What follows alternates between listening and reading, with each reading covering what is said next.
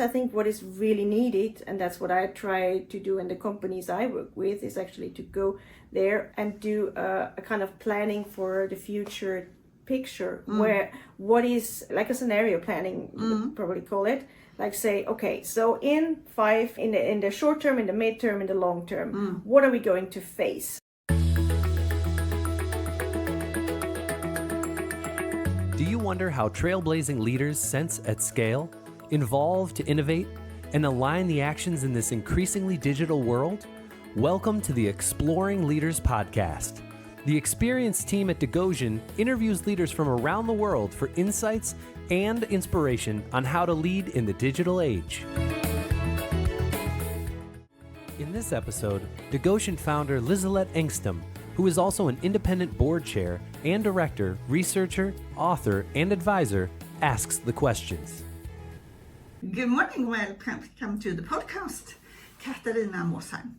Can you just tell us who you are and what background you have? Where did you grow up? And how do you think that has impacted who you are? I'm Austrian. So grew up in Austria, born in 1976, so some time ago. Grew up there for 18 years before I studied business and economy, and took a few classes in Japanese and psychology next to it. So I left my country 25 years ago to explore the world and work in the world out there.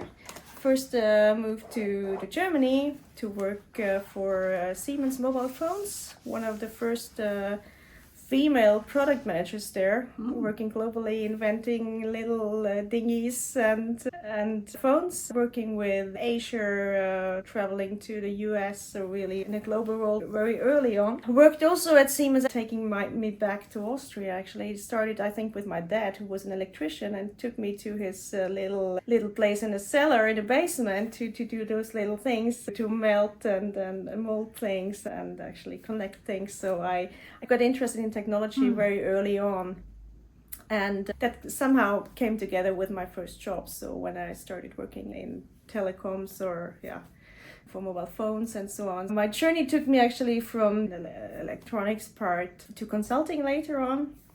I joined Capgemini first, where I worked with various telecom operators in Europe, working both with British Telecom, doing their big IT transformation program in 8 or 9. And then I joined Sony Ericsson, which was like home turf again, coming back to mobile phones, working there for transforming their engineering and sales, like partnership, how they work together with operators. So I worked in telecoms for I think 15 years in total, because when I also worked with local companies in Norway and Sweden with mergers, demergers, so all of like transformation processes in that industry, which has changed quite a lot from 2004 to 2016 when I joined Telia in 2016 as their director of transformation, Telia Norway. So changing them when they were on the verge to 5G, so we sunsetted 2G and 3G, and then started 5G building and all that kind of like changing the industry and changing their businesses, and always exploring where to next. Yeah. So if you were to say, because now we're sitting here and now you're a board member, what would you say are the defining moments that took you here to where you are?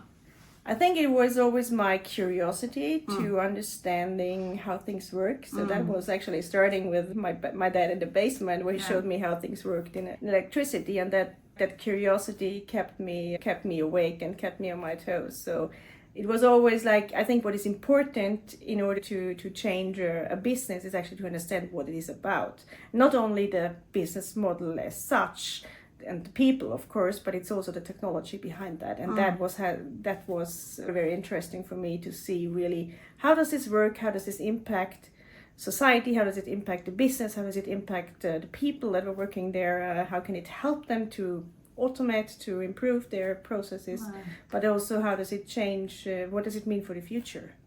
If you look at AI right now, will there be any jobs? What will people be doing if all the things are automated and all that things? So I think we have to always look forward and prepare for that change.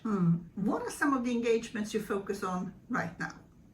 Aside from being a board member at Theatre Every, which is quite exciting as well, because this is a company in transformation and has been for the last years. I'm actually transforming a piano business, and not an old-fashioned one piano business, electronic pianos, where my husband and I, we bought, together with a couple of friends, we bought a bankrupt piano business in Austria, which was not that running that well, and we are transforming that by introducing new technology. We are building a piano where you can slide on the keys actually, and you can express different music sounds on that. So we're actually building a big piece of hardware based on a lot of software and electronics into a nice frame designed by Porsche. So that's our main occupation except from that. And I'm working a lot with companies actually helping them to transform. So we also, aside from the piano business, we also work as consultants on our own. And we help businesses basically to change their businesses, digitize. And my husband is more focused on the HR side, while I'm focused on more on the IT overall strategy and change management side. So it's our main. So I have to ask you, do you play piano? What got you interested? I do. Actually, we've had a grand piano at home since I was 2. So whenever I was in a good or extraordinary bad mood, I actually went to the piano and just it unfolded there. So I took lessons from, I think, when I was 8 or so until I was 16. So I was trained quite for a long time, but trained very classical. And then I basically nowadays I just play when I have time or in the mood, and then I can play for 4 hours just to And what do you think this creativity and cultural piece means for you, and also for your work and your other work as board member, as CEO, as transformation person? That's an interesting question. For me, playing the piano is like really feeling the music in my body. So it really gets me, like, I don't know, I get in tune with the music, and that's very important for me. And that really opens like the brain in a way. It gives me like new ideas. I can completely decouple from other things and get new ideas. That's very probably good. The same thing as others do when they are out and in the mountains. Or so we're going to talk a bit about digital transformation. So digital spurring transformation, but as you're saying, the majority is people transformation. So I thought since you work both with products and with services, what do you think the differences are when you're developing and transforming around products versus services? Interesting question. I think in products, it's more, at least as I have experienced it was more about what is the next big feature leap that you can take. So it's more, okay, what can I do with that product in a new version, with new features? When I was working for Siemens Mobile, we were always looking for the next big thing, next big feature, like key feature defining the next mobile phone generation. So it was Bluetooth first, and then it was like you could have a touch screen and all those things. And I think with services, it's more...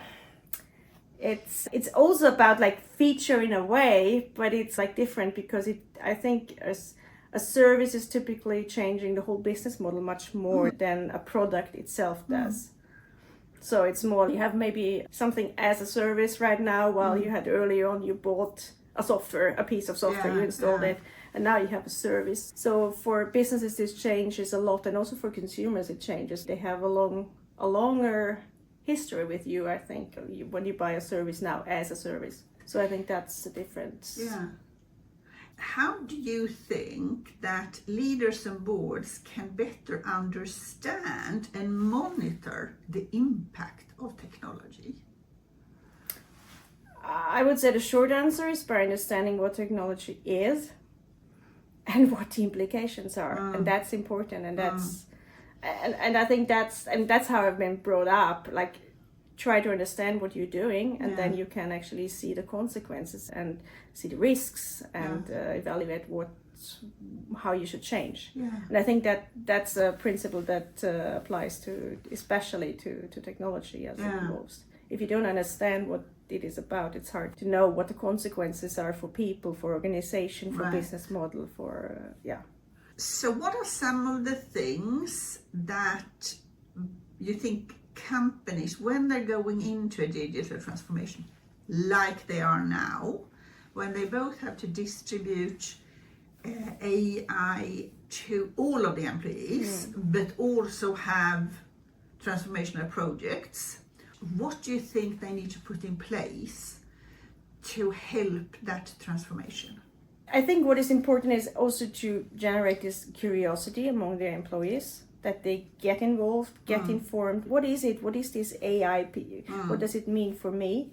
Help the people to get that information. Maybe plan some small front back sessions where you explain what it means for this department or the other department, for our business, and like create a climate of there. You can ask, you can explore. You're allowed to ask stupid questions, and don't take it into a department of AI that does this, but like you need to get the whole company and all the people actually involved and interested in that stuff. You can check out more hints and tips in the blog post covering this podcast episode of Exploring Leaders at the Digoshen blog, which you can find at digoshen.com. And you have made a lot of really impactful contributions during your career and as a board member. What have you learned from that? That you can never stop learning. That you actually the more you know, the less you know, in a way, and that you have to just continue being curious and explore new things. And it is, in a way, it is different for each and every industry, each and every company, but in a way it's just the same structures, the same principles that apply.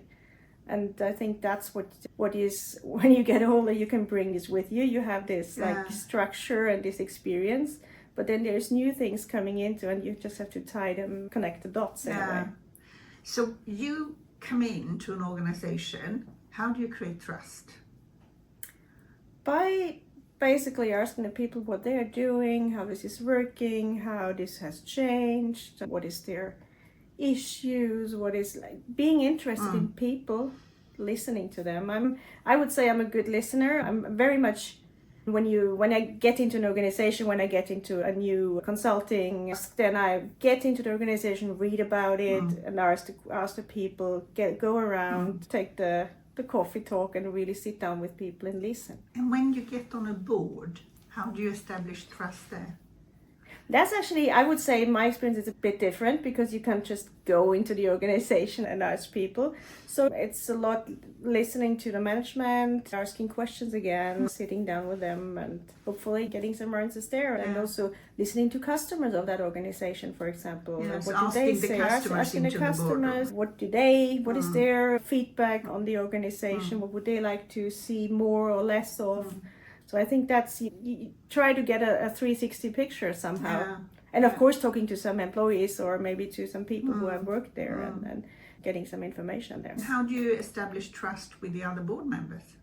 I think the most important thing is to actually reach out to them and sit with them and talk to them. And we have a lot of experiences in the board and very interesting people. So you get you learn a lot from those colleagues as well. So I think that's important. And I think that's also important that a company allows that for board members to actually gather and become a team, because essentially it's a teamwork.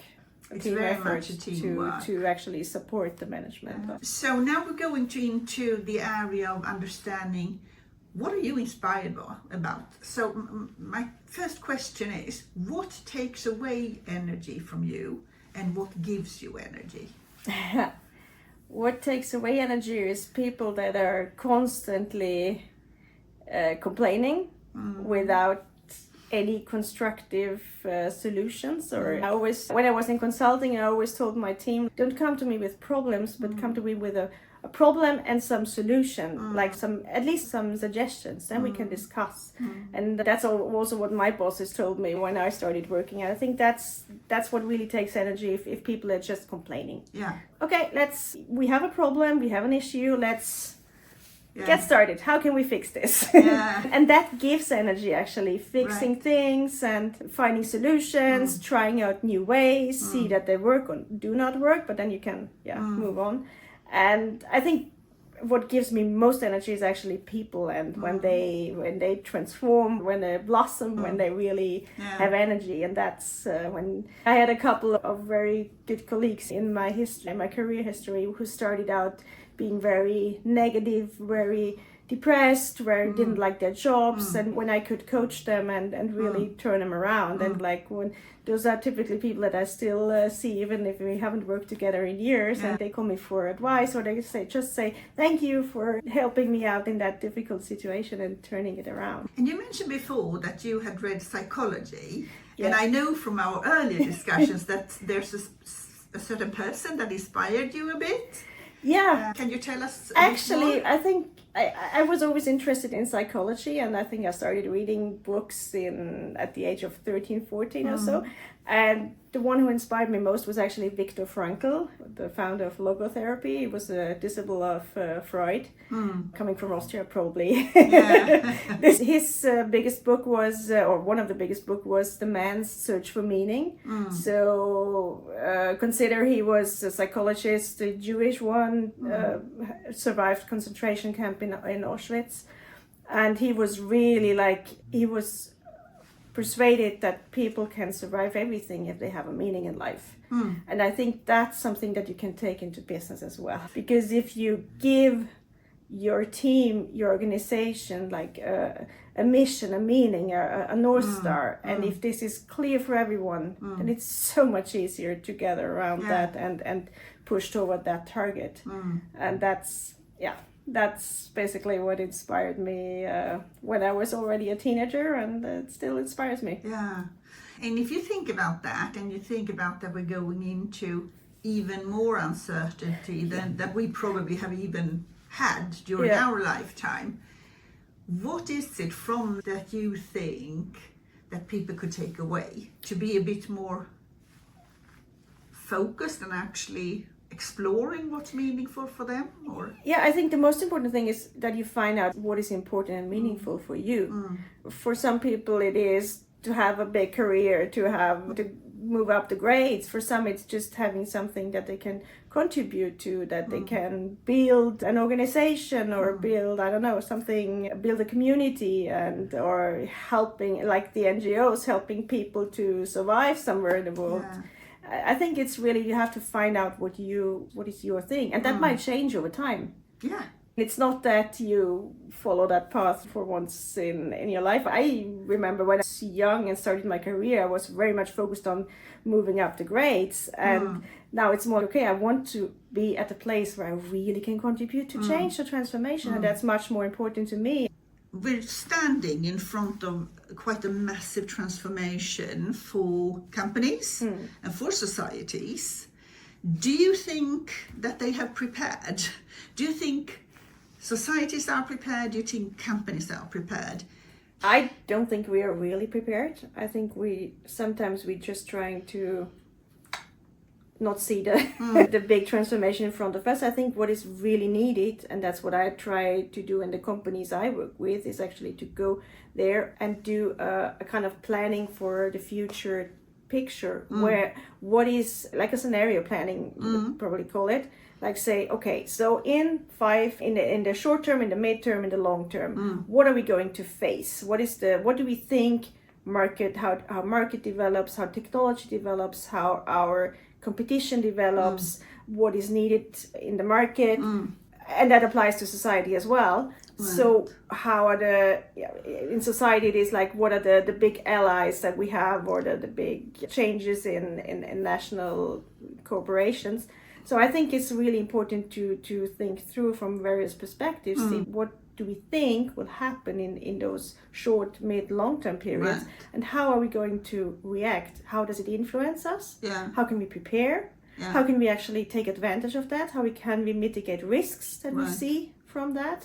And I think that's basic preparation for the future. And then you can actually look in your organization, how do I need to change my workforce, how do I need to change my business model, my organization, my the way to approach the market via partners or my distributors or whatever you are. Right. So it's really, this is the core, I think, of getting ready for transformation. Yeah. Because and I think you should just do this once. You should do this in a regular circle in order to, because things are changing. Yeah. So let's see how we can react, and maybe you then try a road that doesn't work. After Right. half a year, you switch gears and change direction. So it's Right. really, but I think we need to have this consciousness of being conscious that things are changing. And when we look at companies, we talked about one of the things that at least large companies are doing a bit is workforce transformation. What challenges and what opportunities do you see with workforce transformation as it's done today?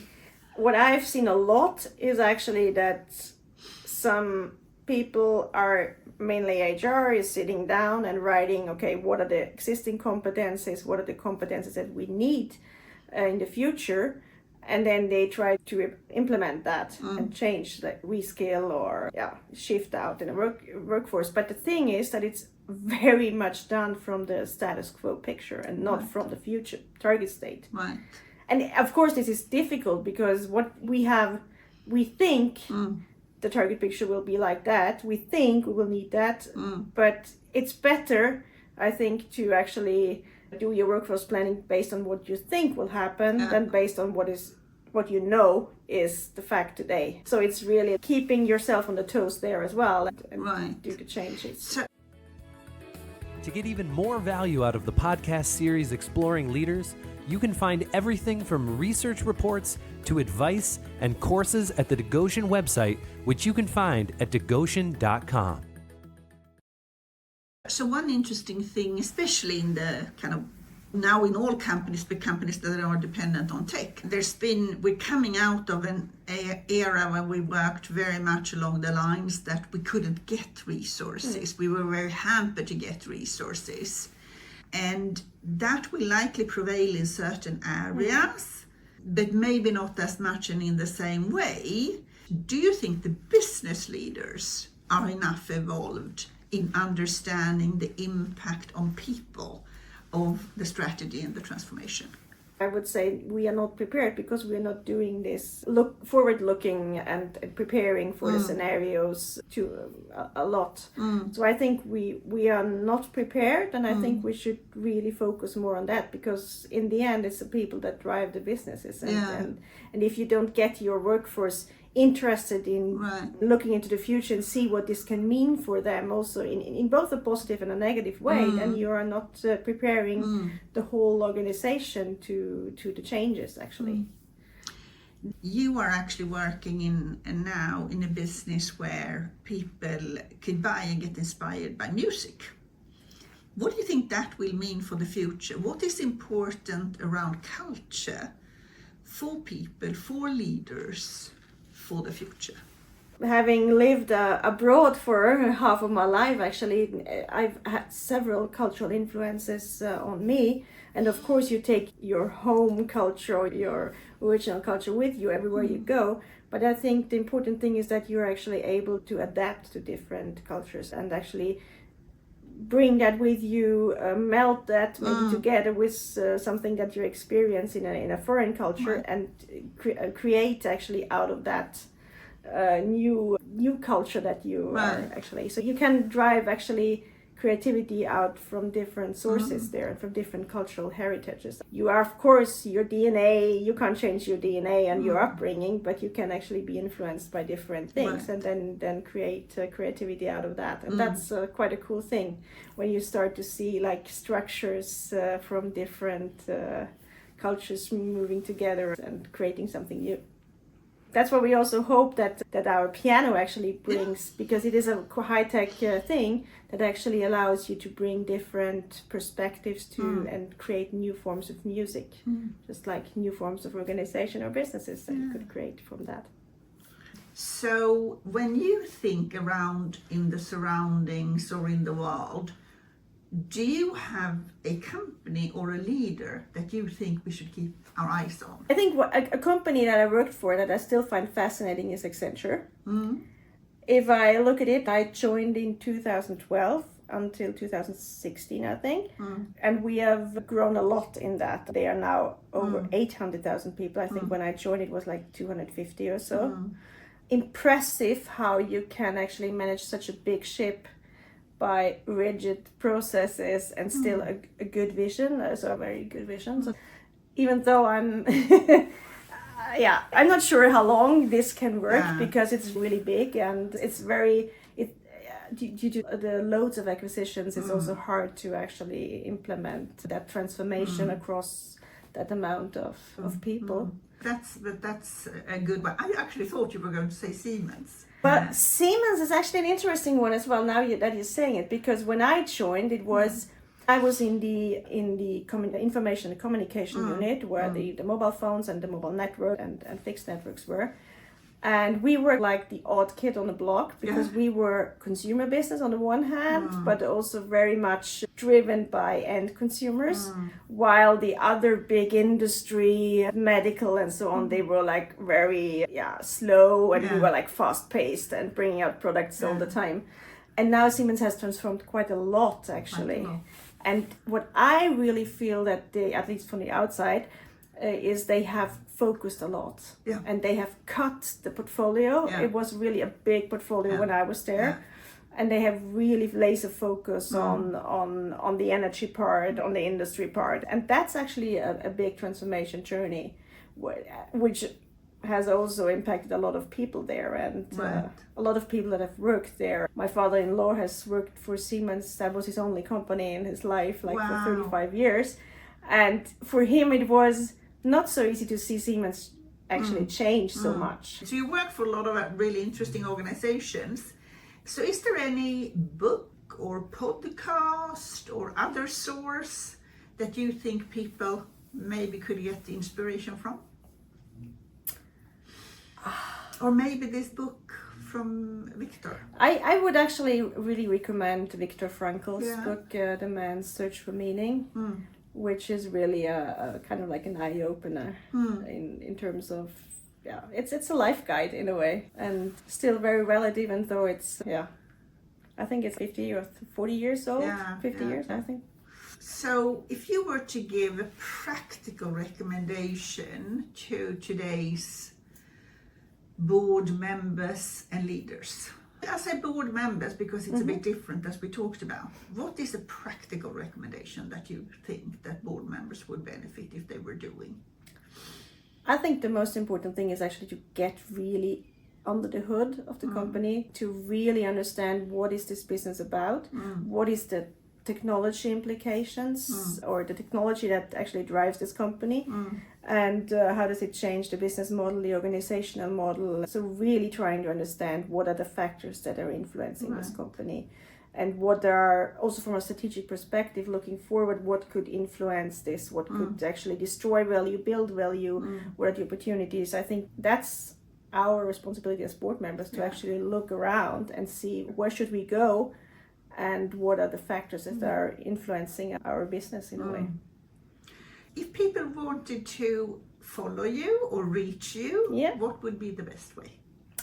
The best way is actually to follow me on LinkedIn, or to contact me directly at you can go to www.mosheim.at, that's my private homepage, but you can also find all the contact information there. So I have a final question, which is the kind of signature question, and that is, if you were a furniture, what would you be?